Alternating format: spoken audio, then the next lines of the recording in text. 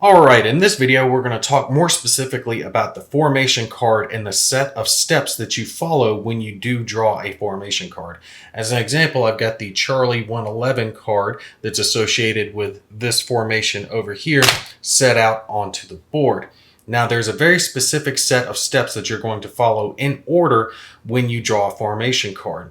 Those steps are going to be refresh step, missile reload step, command and leader status step, disruption removal step, offboard artillery strikes, and then any actions by the active unit or stacks. Both offboard artillery strikes and actions by active units will have their own video series covering how you're going to resolve those steps specifically. Okay, when it comes to the refresh step, that is a very easy step to understand. First one that you're going to take care of, and all it is removing all of the ops complete and out of command markers from your formation. So looking at this formation here, any units that have the out of command marker or this ops complete marker will have those removed at the very beginning of the step. When it comes to the command step, there are a few different things that happen during this portion of the game. Leaders can be transferred between units of the same nationality in the same hex. The active HQ can be deployed, and all hexes with active units are going to be checked to determine their command status. When it comes to leader units like Colonel Tracton here that I have set out, they can transfer between units in the same stack, so they have to be in the same hex. If there were multiple M1 Abrams in this hex, for example, Colonel Tracton could transfer from one to another in the same hex and apply his bonus to whatever unit that he's attached to.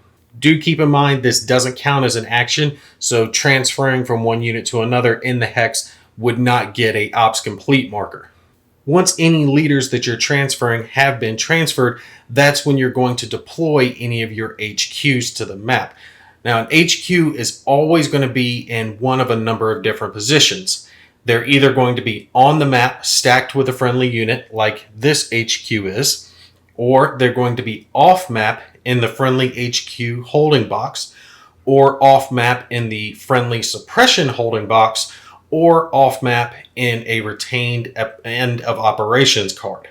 If an HQ is in the suppression holding box, they cannot be deployed during this step. They're going to be moved to the regular holding box during the subsequent marker removal phase during the turn that you're playing. If the HQ is already on the map, though, deployed to a unit, it can transfer to another unit in its formation. However, they do have to take and trace an unbroken line of hexes from the hex they're in to the hex that they're going to. It can't contain enemy units or impassable terrain. So if our HQ was located here, it could transfer to any of these other units in its formation. However, if it were surrounded by enemy units or impassable terrain that it could not trace an unbroken line of hexes, then it would not be able to transfer and would have to remain in the hex that it's currently in. If the HQ doesn't start on the map, but is instead off map in the regular holding box, then it can be deployed to the map to any friendly unit in its formation. There is no need to trace a line of hexes during that. It can be to any unit in its formation if it's being deployed from its own holding box.